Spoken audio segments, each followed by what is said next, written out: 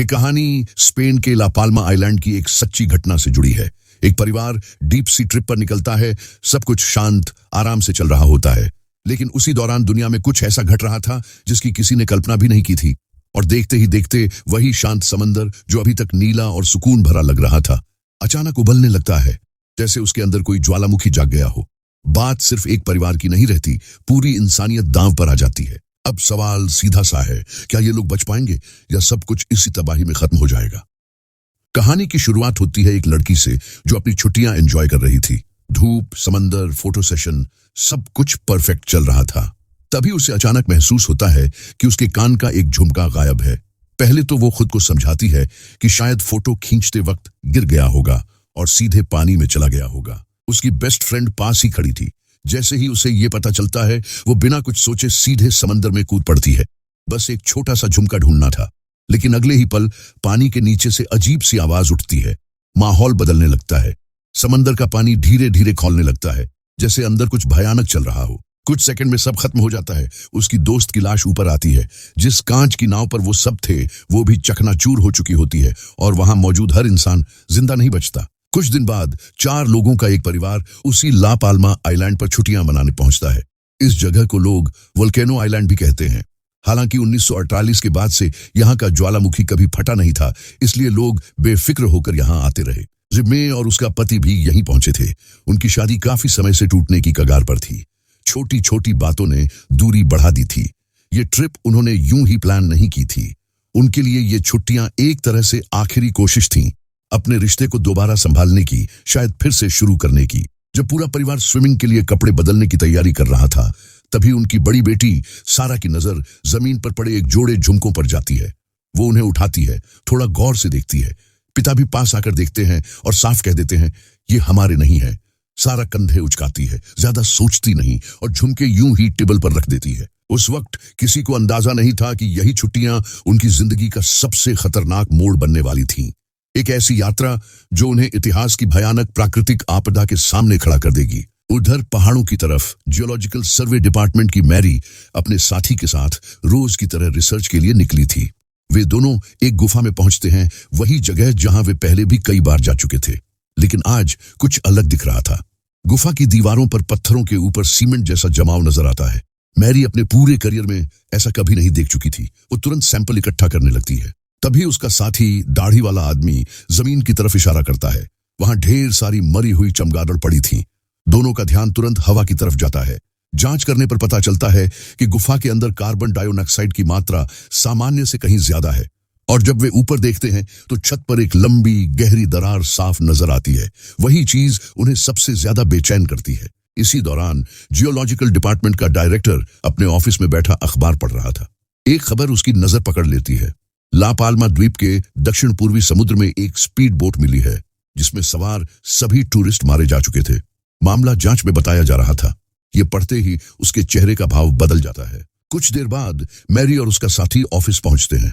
वे गुफा में जो देखा सब विस्तार से बताते हैं।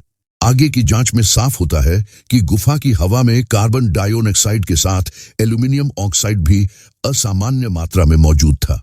ऐसा मामला पहले कभी सामने नहीं आया था। द्वीप पर बारिश का मौसम भी लंबा खींचता जा रहा था। बारिश की मात्रा लगातार बढ़ रही थी। ज्यादा पानी बहने से चट्टानों के बीच का संतुलन बिगड़ रहा था और शायद उसी वजह से गुफा में ये खतरनाक दरारें बनी थीं। अगर हालात ऐसे ही रहे तो भूकंप या बड़े पैमाने पर भूस्खलन की संभावना से इनकार नहीं किया जा सकता था। लेकिन डायरेक्टर उनकी बातों से सहमत नहीं होता। वो शांत लहजे में कहता है कि पहाड़ों का थोड़ा बहुत हिलना सामान्य बात है। अभी तक किसी जहरीली गैस के पुख्ता सबूत नहीं मिले हैं। हालात इतने मजबूत नहीं कि किसी बड़े खतरे की घोषणा कर दी जाए। बेवजह हड़कंप मचाने का कोई मतलब नहीं। डांट खाकर दोनों बाहर निकलते हैं। मैरी चुप थी, लेकिन उसका साथी अब भी अपने अंदाजे पर अड़ा रहता है। वो उसे एक मैप के सामने ले जाता है, उंगली से एक जगह दिखाता है और याद दिलाता है कि 1948 में यहाँ एक बड़ा ज्वालामुखी हादसा हुआ था। उस वक्त कई किलोमीटर लंबी दरार बन गई थी, इतनी चौड़ी कि इंसान उसके अंदर चल सकता था। वो धीरे से कहता है, अगर फिर से वैसा विस्फोट हुआ तो पूरा पहाड़ का एक हिस्सा टूटकर सीधे समुद्र में जा गिर सकता है। और अगर ऐसा हुआ तो सिर्फ पहाड़ नहीं, बहुत कुछ साथ ले जाएगा। अगर उतना बड़ा हिस्सा जितना पूरा मैनहट्टन शहर समुद्र में जा गिरे तो फिर सुनामी आना लगभग तय माना जाता है। मैरी का साथी यही बात डायरेक्टर के सामने रखता है। वो सीधा सवाल करता है, अगर खतरा इतना साफ दिख रहा है तो लोगों को पहले से चेतावनी क्यों नहीं दी जा रही? लेकिन मामला इतना सीधा नहीं था। कुछ साल पहले डायरेक्टर एक बड़ी गलती कर चुका था। उसने पहाड़ खिसकने की चेतावनी जारी की थी। पूरे इलाके में अफरा तफरी मच गई, लोग घर छोड़कर भागे, टूरिज्म ठप हो गया और आखिर में कुछ हुआ ही नहीं। उस घटना के बाद उसकी कुर्सी लगभग चली गई थी। तभी से उसने ठान लिया था कि जब तक खतरा आंखों के सामने खड़ा न हो, वो दोबारा पैनिक नहीं फैलाएगा। मैरी और उसका साथी ये नहीं जानते थे कि डायरेक्टर बाहर से भले शांत दिख रहा हो, अंदर से वो खुद भी डरा हुआ है। सच तो ये था कि वो उनसे भी ज्यादा बेचैन था। उसी समय वो फॉरेंसिक डिपार्टमेंट पहुंच चुका था। स्पीड बोट हादसे की शुरुआती पोस्टमार्टम रिपोर्ट सामने आ चुकी थी। उसमें साफ लिखा था कि मरने वाले सभी लोगों के शरीर पर बेहद उच्च तापमान वाली गैस के असर के निशान थे। उनके फेफड़ों में कार्बन डाइऑक्साइड और सल्फर डाइऑक्साइड पाई गई। ये कोई सामान्य डूबने का मामला नहीं था, कुछ और चल रहा था। उधर रिसोर्ट में निक का परिवार अब भी छुट्टियों के मूड में था। धूप, पूल, बीच, सब कुछ सामान्य दिख रहा था। सारा पूल के किनारे बैठी थी। तभी एक लड़की उससे दोस्ती करने आती है और बीच वॉलीबॉल के लिए बुलाती है। सारा हल्की सी मुस्कान देती है, लेकिन मना कर देती है। उसे अपने छोटे भाई का ध्यान रखना होता है जो ऑटिज्म से जूझ रहा था। लड़की थोड़ी निराश होकर चली जाती है। सारा की आंखों में साफ दिखता है कि वो भी खेलना चाहती थी, नए दोस्त बनाना चाहती थी, बस हिम्मत की कमी थी। पुल से बाहर आते ही उसके पिता उसकी उदासी पकड़ लेते हैं। वो समझ जाते हैं कि बात सिर्फ भाई की जिम्मेदारी की नहीं है। वो उसे कहते हैं कि जाओ खेलो, भाई को वो संभाल लेंगे। जाते जाते उसे वॉलीबॉल के कुछ बेसिक नियम भी समझा देते हैं, जैसे बचपन में सिखाया करते थे। सारा आखिरकार बीच की तरफ बढ़ जाती है। अब बेटे की जिम्मेदारी निक के पास रहती है, लेकिन बेटे के साथ खेलते हुए उसकी नजर अचानक अपनी पत्नी पर टिक जाती है। वो एक स्पेनिश आदमी के साथ हंसते हुए बात कर रही थी।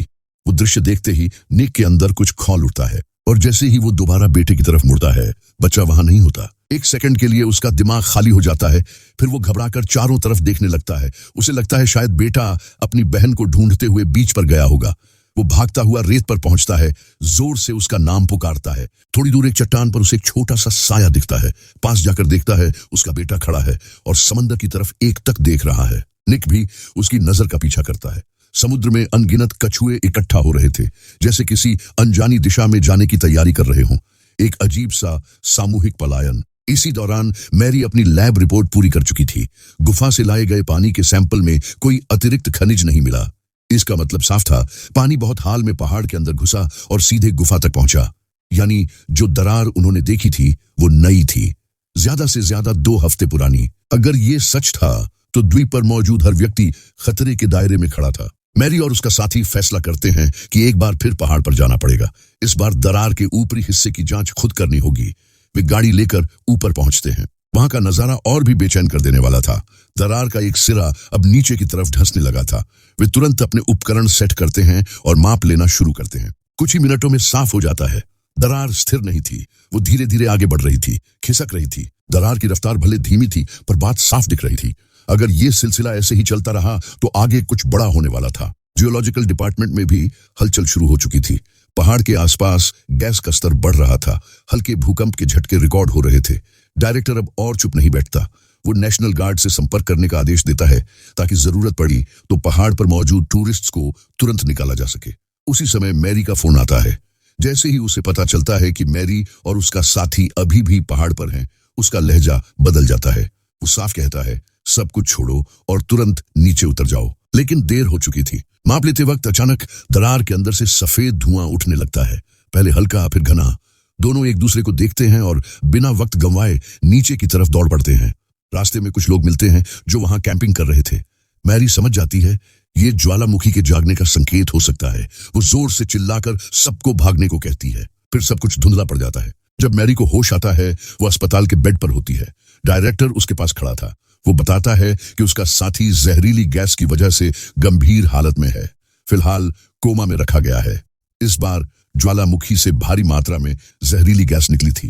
किस्मत अच्छी थी कि किसी की जान नहीं गई, लेकिन डायरेक्टर जानता था ये सिर्फ शुरुआत है। वो समझाता है, पहले जहरीली गैस निकलती है, फिर राख गिरती है और उसके बाद लावा बहता है।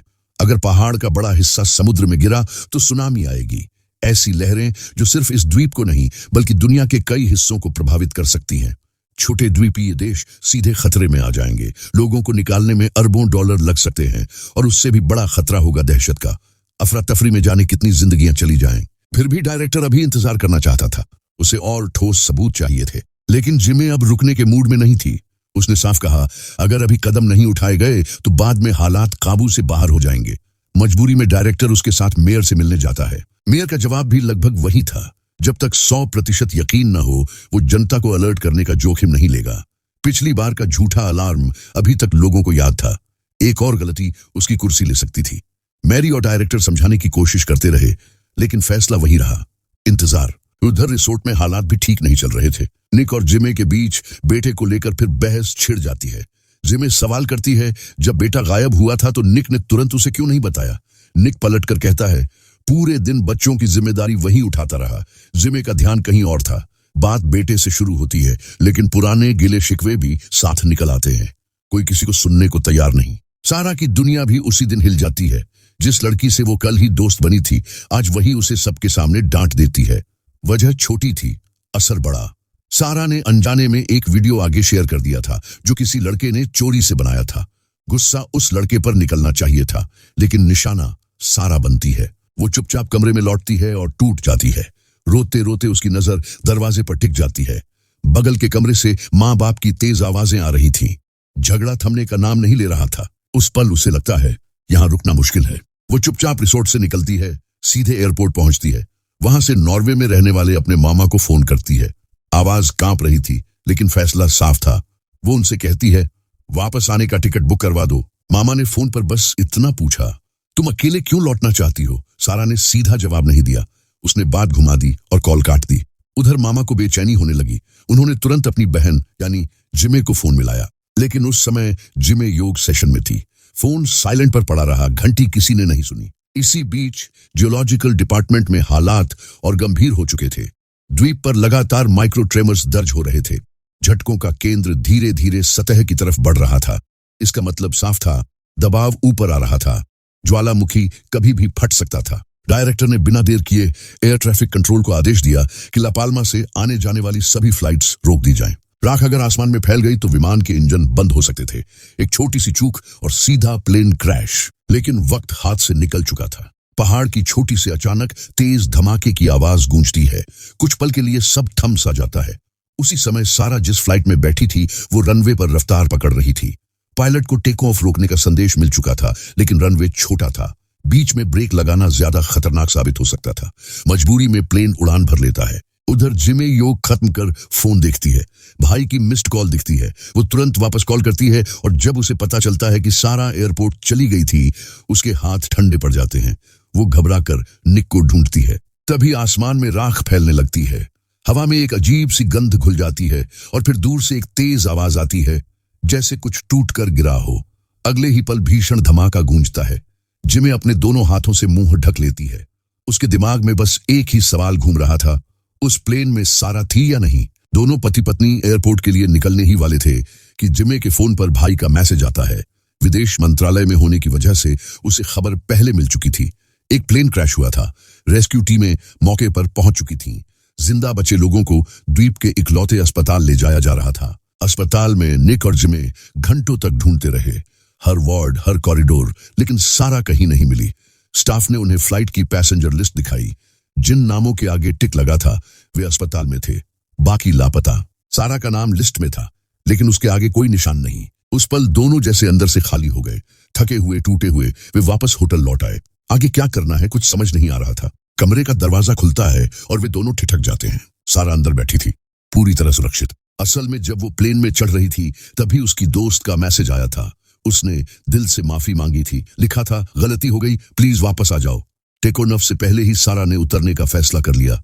बाद में उसकी दोस्त को समझ आया कि वही मैसेज उसकी जान बचा गया। उस हादसे के बाद उनकी दोस्ती और गहरी हो गई, लेकिन बाहर हालात सुधर नहीं रहे थे। जियोलॉजिकल डिपार्टमेंट में वैज्ञानिक साफ कह रहे थे कि तुरंत इवैक्यूएशन का आदेश दिया जाए। मेयर अब भी हिचकिचा रहा था। उसका तर्क था, अगर गलत अलार्म हुआ तो भगदड़ मच सकती है। पहले भी राख निकली थी, हर बार तबाही नहीं आई। एक और गलत फैसला उसकी कुर्सी ले सकता था। डायरेक्टर समझ गया ऊपर से कोई आदेश नहीं आएगा। उसने खुद फैसला लिया। सभी कर्मचारियों को तुरंत द्वीप छोड़ने को कहा। वो खुद आखिरी आदमी बनकर रुकने को तैयार हुआ। मैरी इस फैसले से संतुष्ट नहीं थी। उसका छोटा भाई भी था जिसकी जिम्मेदारी उसी पर थी। तभी उसे खबर मिलती है कि भाई शराब पीकर बार में हंगामा कर रहा था। वो उसे लेने जाती है, लेकिन मामला उल्टा पड़ जाता है। पुलिस उसे ही सरकारी काम में रुकावट डालने के आरोप में पकड़ लेती है। जब भाई को होश आता है, उसे अपनी गलती समझ में आती है। वो थाने पहुंचता है और बहन से मिलने की कोशिश करता है। मासूमियत से कहता है वो उसके लिए अच्छा वकील करेगा। लेकिन समय बहुत कम बचा था। ज्वालामुखी के अंदर दबाव बढ़ रहा था। राख पहले ही निकल चुकी थी। लोग जानते थे राख के बाद पूरा विस्फोट आता है। अगर पहाड़ का हिस्सा टूटकर समुद्र में गिरा तो सैकड़ों मीटर ऊंची लहर उठ सकती है। ऐसी सुनामी जो शायद इंसानी इतिहास की सबसे बड़ी प्राकृतिक आपदा बन जाए। रात गहराने लगती है और ज्वालामुखी के मुंह से फिर सफेद धुआं उठने लगता है, जैसे कोई सोया हुआ दैत्य धीरे धीरे आंखें खोल रहा हो। उसी वक्त निक और उसका परिवार बेफिक्र होकर पानी में तैर रहा था। वे छुट्टियों का मजा ले रहे थे, जैसे आसपास सब कुछ बिल्कुल सामान्य चल रहा हो। किसी को अंदाजा नहीं था कि खतरा धीरे धीरे उनकी तरफ बढ़ रहा था। तभी जिमे का फोन बजता है। वह कॉल उठाती है और देखती है कि उसके भाई का फोन था। दूसरी तरफ से भाई जल्दी जल्दी बताता है कि सरकार को हालात का अंदाजा पहले से था, लेकिन लोगों में दहशत न फैले इसलिए खबर दबाकर रखी गई थी। वह यह भी बताता है कि उसने चुपचाप उनके लिए एक फेरी बुक कर दी है, जो कुछ ही मिनटों में उन्हें पास के टेनरिफ द्वीप तक पहुंचा देगी। वहां से वे फ्लाइट लेकर घर लौट सकते थे। फेरी के निकलने में सिर्फ 20 मिनट बचे थे। मौका हाथ से निकलने वाला था। भाई की बात सुनते ही जिमे बिना देर किए निक और दोनों बच्चों को लेकर चुपचाप निकलने की तैयारी करने लगती है। लेकिन तभी सारा अड़ जाती है। वह कहती है कि उसकी दोस्त शैरी को भी साथ ले जाना चाहिए। वह बार बार उसे कॉल करती है, लेकिन फोन नहीं उठता। जिमे समझाने की कोशिश करती है कि अब समय नहीं बचा और किसी भी पल सुनामी आ सकती है। काफी देर बाद सारा मजबूरी में परिवार के साथ चलने को तैयार होती है। जैसे ही वे बाहर निकलते हैं, उन्हें एहसास होता है कि सड़क पर एक भी टैक्सी नहीं मिल रही। हर मिनट भारी लगने लगा था। तभी निक के दिमाग में एक ख्याल आता है। वह सड़क पर जा रहे एक ट्रक को रोक देता है और बिना ज्यादा समझाए पूरे परिवार को उसमें बैठा लेता है। मजदूर कुछ समझ पाते उससे पहले ही निक ट्रक लेकर आगे बढ़ चुका था। कुछ देर बाद वही मजदूर उनका पीछा करते हुए फेरी टर्मिनल तक पहुंच जाते हैं। हालात बिगड़ने लगते हैं। परिवार को सुरक्षित भेजने के लिए निक जोर से जिमे और बच्चों को फेरी में चढ़ने को कहता है। खुद वहीं रुक जाता है। मजदूर उसे घेर लेते हैं और मारने लगते हैं। आखिरकार निक अपना बटुआ निकालकर उन्हें दे देता है। तब जाकर वे पीछे हटते हैं, लेकिन तब तक देर हो चुकी थी। निक किनारे खड़ा देखता रह जाता है और फेरी धीरे धीरे दूर जाती नजर आती है, उसके परिवार को अपने साथ लेकर। उधर शैरी समुद्र किनारे खड़ी थी। तभी उसके फोन पर सारा की कई मिस्ड कॉल दिखाई देती है। वह तुरंत सारा को वापस कॉल करती है। सारा उसे कहती है कि किसी तरह टेनरिफ पहुंचने का इंतजाम करे, वरना हालात संभालना मुश्किल हो जाएगा। कुछ ही मिनटों बाद पहाड़ के अंदर से तेज कंपन शुरू हो जाता है। डिपार्टमेंट के ऑफिस में अकेला बैठा डायरेक्टर तुरंत समझ जाता है। वह तुरंत मेयर ऑफिस में कॉल करता है और इमरजेंसी इवैक्यूएशन अलर्ट जारी करने को कहता है। इधर फेरी छूट जाने के बाद निक सीधे स्पीड बोट रेंटल सेंटर पहुंचता है। वह किसी भी तरह नाव किराए पर लेकर टेनरिफ पहुंचना चाहता था, लेकिन तभी इमरजेंसी अलर्ट बज उठता है। स्टाफ साफ मना कर देता है। उसी समय होटल में मिला उसका एक दोस्त वहां पहुंच जाता है। वह निक को बताता है कि उसने एक नाविक को पैसे देकर मना लिया था। दोनों जल्दी जल्दी समुद्र किनारे पहुंचते हैं। नाविक पहले से इंतजार कर रहा होता है। उसने निक के लिए आखिरी टिकट भी खरीद ली थी। दोनों राहत की सांस लेते हुए नाव में बैठ जाते हैं। तभी पीछे पहाड़ के अंदर दबा लावा पूरी ताकत से बाहर फूट पड़ता है। ज्वालामुखी जोरदार धमाके के साथ सक्रिय हो जाता है। नाव चलने ही वाली थी कि पीछे से एक औरत अपने छोटे बच्चे को गोद में लिए दौड़ती हुई आती है। वह रोते हुए गुहार लगाती है कि उसका बच्चा बहुत छोटा है, उसे बचा लिया जाए। निक कुछ पल चुप खड़ा रहता है, फिर बिना कुछ कहे अपनी सीट उस औरत और उसके बच्चे को दे देता है। उसका दोस्त यह देखकर अंदर से टूट जाता है, लेकिन निक बिना किसी शोर के चुपचाप पीछे मुड़ जाता है और किनारे की तरफ लौटने लगता है। अस्पताल में भर्ती दाढ़ी वाला आदमी भी धमाकों की आवाज से जाग गया। खिड़की से बाहर झांका तो आसमान का रंग बदल चुका था। उसे तुरंत समझ आ गया कि हालात हाथ से निकल रहे हैं। फिर भी उसके चेहरे पर घबराहट नहीं थी, जैसे उसे पहले से अंदाजा था कि यह दिन आएगा। वह शांतिपूर्वक कपड़े बदलता है और सीधे डायरेक्टर के ऑफिस की तरफ चल पड़ता है। आखिरी वक्त में वह अकेला नहीं रहना चाहता था। उधर निक दूर खड़े पहाड़ से उठती आग और बहता लावा देख रहा था। समझ नहीं पा रहा था कि अब किस तरफ जाए। आखिर वह जिमे को कॉल करता है। आवाज धीमी रखकर कहता है कि बच्चों का ध्यान रखना, शायद वह वापस न लौट पाए। बात पूरी करते वक्त उसकी नजरें अब भी जलते पहाड़ पर टिकी थीं। इसी बीच मैरी का भाई किसी तरह पुलिस स्टेशन की चाबी हासिल कर लेता है। वह अंदर घुसकर अपनी बहन को बाहर निकालता है। जाते जाते पास वाली सेल में बंद एक और कैदी को भी खोल देता है। बाहर निकलते ही उनकी मुलाकात निक से हो जाती है। निक बताता है कि सारी नावें निकल चुकी हैं, अब रास्ता लगभग बंद हो चुका था। लेकिन मैरी का भाई कहता है कि उसके पास एक स्पीड बोट छुपी हुई है। मछली पकड़ने के दौरान उसने उसे एक किनारे पर छुपा कर रखा था। यह सुनकर निक के भीतर फिर से उम्मीद जागती है। तीनों जल्दी जल्दी समुद्र किनारे पहुंचते हैं। सच में एक कोने में ढकी हुई स्पीड बोट मिल भी जाती है। वे बोट स्टार्ट करने ही वाले थे कि पीछे से एक आदमी बंदूक लेकर आ धमकता है। वही कैदी जिसे अभी थोड़ी देर पहले आजाद किया गया था, अब वह पूरी नाव अपने लिए चाहता था। मैरी का भाई समझाने की कोशिश करता है कि एक सीट और खाली है, वह साथ चल सकता है, लेकिन उसे पूरी बोट चाहिए थी क्योंकि उसके साथी भी पीछे आ रहे थे। बहस बढ़ती है। अचानक गोली चलती है। मैरी का भाई जमीन पर गिर पड़ता है। मैरी दौड़कर उसके पास पहुंचती है, पर कुछ ही पलों में उसकी सांस थम जाती है। तभी बाकी बदमाश भी वहां दिखाई देते हैं। निक तुरंत हालात समझ लेता है। वह मैरी का हाथ पकड़कर उसे बोट में बैठाता है।